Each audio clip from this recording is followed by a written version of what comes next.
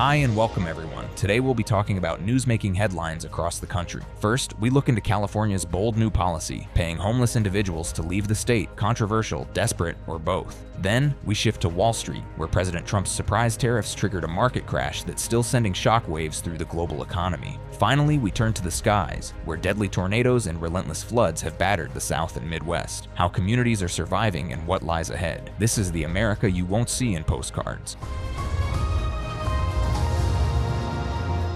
California's strategy to combat homelessness encompasses multiple ambitious initiatives backed by significant funding. The state has committed approximately $12 billion to address the crisis, making it one of the largest financial investments in homelessness in American history. A central component of California's plan involves expanding housing options. Officials aim to create at least 46,000 new homeless housing units, the largest increase in state history. This expansion builds on programs like Project Homekey, which has already established 15,000 units by converting existing buildings into low-cost housing. In September 2024, the state launched Homekey Plus, allocating $2.2 billion specifically for permanent supportive housing, with special consideration for veterans and individuals with mental health or substance use disorders. California has pledged $3.5 billion toward ending family homelessness within 5 years.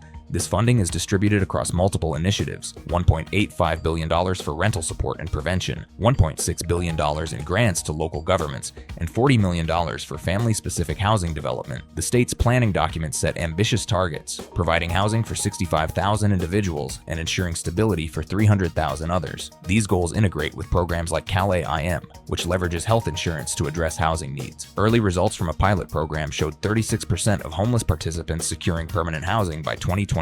California is also allocating resources to address behavioral health issues, planning to create at least 28,000 new beds or placements specifically for individuals with behavioral health challenges and seniors at risk of homelessness. These efforts are supported by legislative measures like the establishment of care courts in September 2022, which mandate housing and treatment for individuals with untreated schizophrenia or psychosis. Additionally, SB 43, passed in October 2023, eased requirements for involuntary confinement and treatment for mental illness and substance use disorders.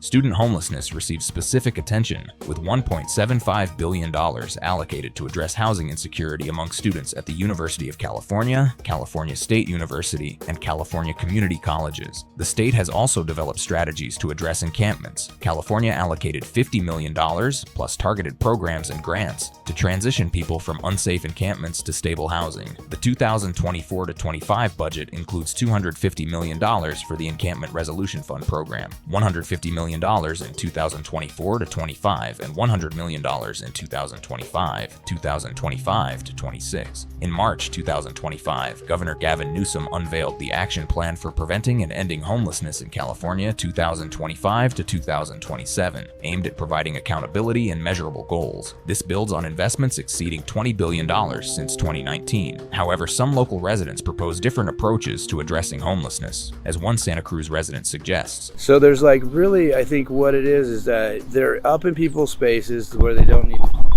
because they don't have their own zone. So my whole philosophy would be to make a homeless zone, a piece of property that they govern, that they can actually open the store in even if they wanted to, right? Yeah. But shanty style, the rules are there's and the bathrooms are probably these concrete things that can just be sprayed down once a day, with a high-powered nozzle, or whatever, and then facility at least for people that showers showers, so they can live healthy, dignified, and also just, even if it's just quick. More controversially, some local officials have expressed extreme views that raise ethical concerns. One California mayor suggested, I want to give them free fentanyl.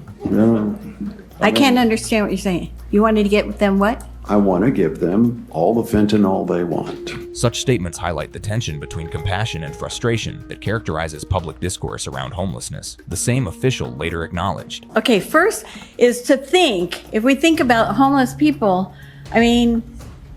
literally there's only a couple of steps between any of us who have a home and the people who have not. California's comprehensive plans represent a significant investment in addressing homelessness through multiple channels. However, the effectiveness of these initiatives and whether they can reverse the state's troubling trends remains the critical question. As California grappled with a growing homelessness crisis, another storm was brewing: this time on Wall Street, with the stock market crash shaking the global economy. The 2025 stock market crash, which sent shockwaves through global financial systems, was triggered by sweeping tariffs announced by President Donald Trump on April 2, 2025. The announcement, which Trump dubbed Liberation Day, introduced a 10% baseline tariff on nearly all imports, with significantly higher rates for specific countries including China, initially 54%, later 245%, the European Union 20%, Vietnam 46%, Thailand 36%, Japan 24%, Cambodia 49%, and Taiwan 32%. These tariffs were declared under the International Emergency Economic Powers Act, with the U.S. trade deficit characterized as a national emergency. The announcement immediately sent markets into turmoil, with the S&P 500 falling 0.2% on April 2nd, placing it nearly 18% below its mid-February peak. Financial experts had been warning of potential market instability. As one analyst noted, they don't care about the stock market, which is at, absurd valuations. Warren Buffett has been accumulating the largest pile of cash on his balance sheet ever known to him, and he was early, but he's anticipating bargains in the stock market going forward. They don't care about the stock market, which is at absurd valuations.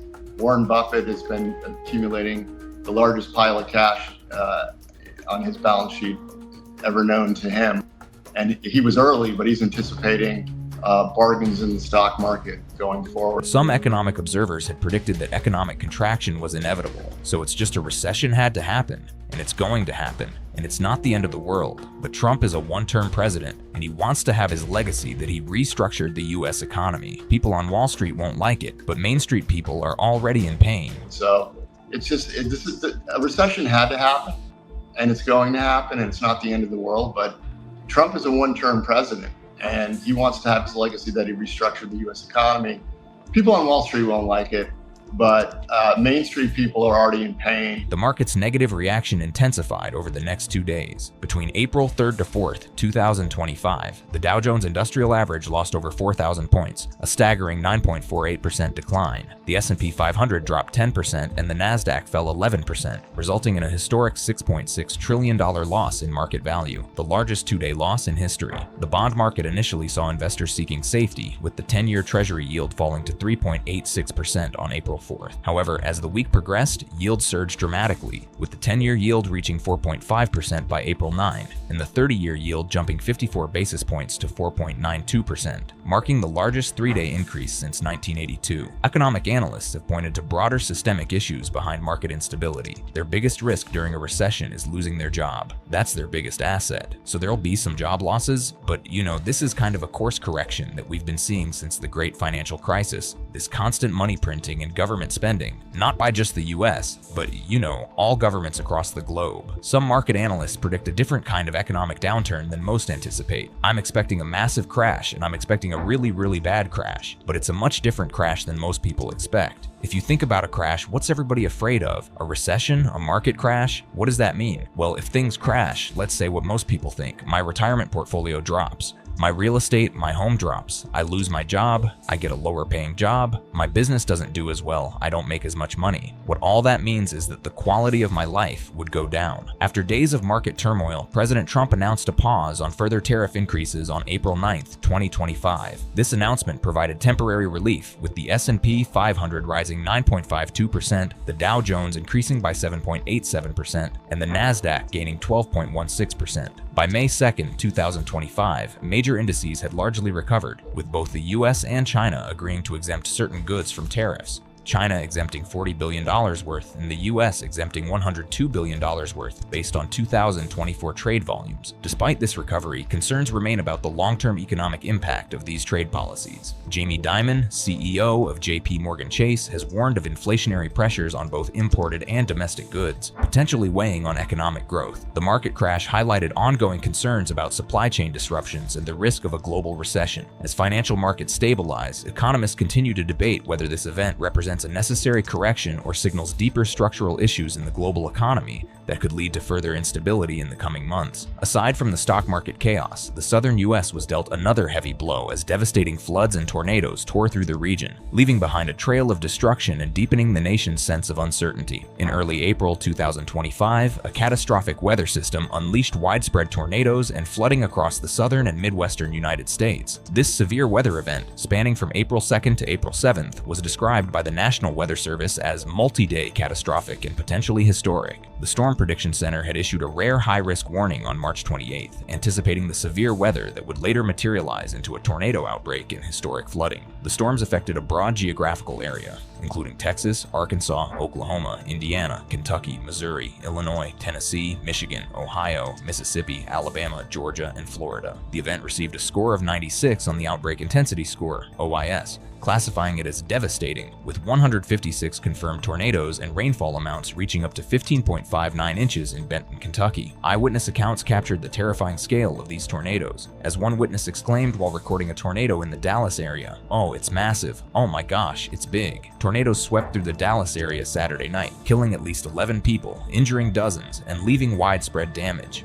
The tornado outbreaks were part of a larger pattern of extreme weather events across multiple states. The storm was the latest in a string of deadly weather events that have killed more than 24 people over the holiday weekend in Texas, Arkansas, Tennessee, Mississippi, and Alabama. Among the hardest hit areas was Arkansas, where Lake City experienced an EF3 tornado that prompted a tornado emergency, while West Memphis received 10 inches of rain, contributing to severe flooding. In Tennessee, Selmer was struck by an EF3 tornado that killed 5 and injured 14, while Memphis faced flash flood emergencies with 14 inches of rain. Grand Junction, Tennessee saw 2 deaths from another EF3 tornado. Kentucky faced catastrophic flooding, with Frankfort's Kentucky River cresting at 48.27 feet, leading to widespread evacuations. Falmouth and Butler ordered mandatory evacuations due to the rising Licking River. The flooding claimed 2 lives in Kentucky, including a child in Frankfort and a woman in Nelson County. The tornado outbreak was significant, with 156 confirmed tornadoes rated on the Enhanced Fujita scale, EFU 1, EF0 35, EF1 81, EF2 33,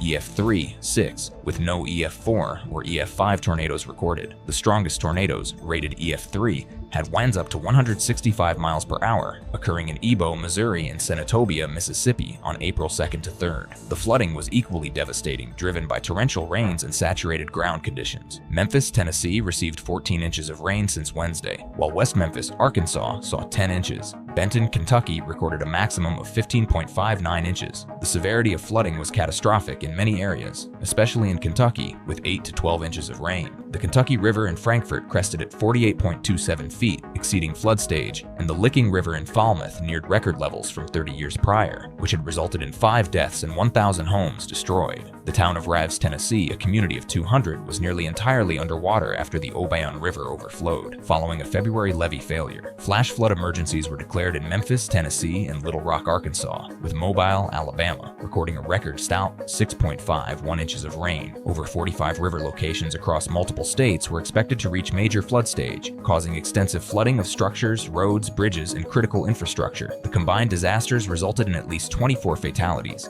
9 deaths from tornadoes, including 5 in Selmer, Tennessee, 2 in Grand Junction, Tennessee, and others in affected areas, and 15 non-tornadic deaths, primarily from flooding, including 2 in Kentucky, 1 child in Arkansas, and others in Tennessee and Missouri. Total injuries reached at least 47, with numerous reports of people trapped and requiring rescue operations in flooded areas. Beyond tornadoes and flooding, the event included additional severe weather phenomena. Non-tornadic winds reached 110 miles per hour near Magnolia, Arkansas, on April 2nd. The largest hail reported was 2.75 inches on April 2nd. A separate winter storm brought 12 inches of snow to Lemoore, North Dakota, and 3 to 5 inches to west central Minnesota. Though not directly related to the main severe weather event, infrastructure damage was extensive, with power outages affecting over 318,000 customers across Arkansas, Mississippi, Missouri, Illinois, Kentucky, Tennessee, Michigan, and Ohio. Reports of downed utility lines and damaged infrastructure were widespread. In Kentucky alone, over 540 roadways were closed due to flooding,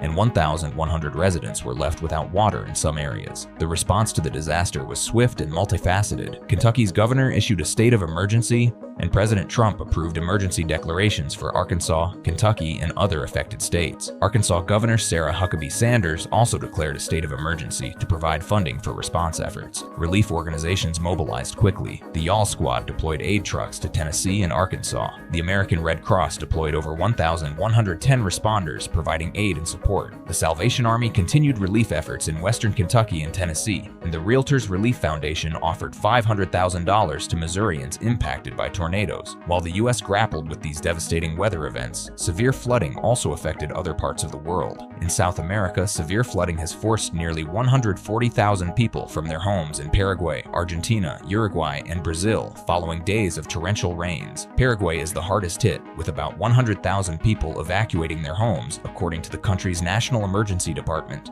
Climate scientists note that the severity of this event aligns with increasing trends in extreme precipitation events attributed to climate change, as warmer air holds more moisture. The Licking River in Kentucky reaching near record levels last seen 30 years ago highlights the historical significance of such flooding and raises concerns about increasingly frequent extreme weather events in the future. As communities across the affected regions begin the long process of cleanup and rebuilding, the April 2025 tornado outbreak and floods will be remembered as one of the most severe weather events in recent U.S. history, with lessons about disaster preparedness and climate resilience that will inform future emergency management strategies.